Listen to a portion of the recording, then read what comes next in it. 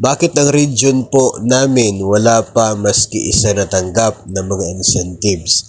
So siguro po yung tinutukoy ng sender dito ay PBB, yun pong salary increase, implementation, yun pong salary differential, kasi yun po yung mga magbubuti at magagandang biyaya na natanggap na ng other regions, yung iba naman ay hindi. So, ang sagot po natin dyan is depende po talaga siya Unang-una, pagdating po sa mga incentives na kung ito po ay included sa budget ng isa pong buwan, isang taon, ay hindi na po mahirap yung pag-release. No, mabilis lamang po yan. Sa simula po ng buwan, nandyan na yung pera. So pagdating po ng petsa na dapat mag-release, ay may-release na po yung kaagad. Pero sa cases po, tulad ng salary increase, ng differential, ng sahod, ng PBB, hindi po included sa budget na binigay, ito pong para sa mga ganyan. No? Kaya hinihintay din ng mga division yung budget allocation coming from the DBM. So kaya yung iba hindi pa po nakapag-implement ng salary increase sa August kasi wala silang sapat na pera to provide para maibigay yung bagong salary rate. At hinintay yung allocation coming from DBM nang sa ganun ay ma-implement po nila. The same is true with the differential.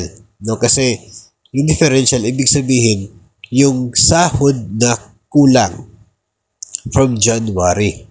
So kung wala pa pong pera na binigay sa DBM para doon sa kulang na sweldo from January, ay wala pong extra fund yung division or yung agency para doon muna kukunin yung pambayad doon sa kulang sa sahod.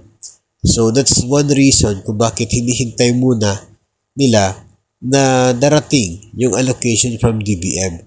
The same is true with the PBB. So baka yun po yung dahilan kung bakit hindi pa natanggap o wala pang natanggap ang rehiyon po ninyo. Baka yun po yung possible reason. Isa din po dyan, yung iba kasi ay masyadong risk taker. No, kahit hindi pa dumating yung allocation, ay nag-implement na kaagad o kaya ay nagbayad na kaagad ng differential.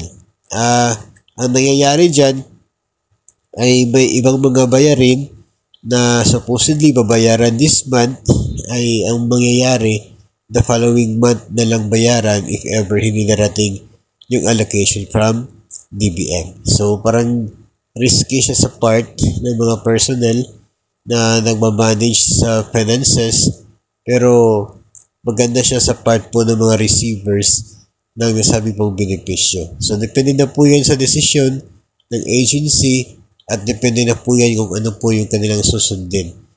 So for me personally, yung po mga nabanggit natin, yun po yung mga possible reasons kung bakit wala pa kayo natanggap PBB man, salary increase, or salary differential.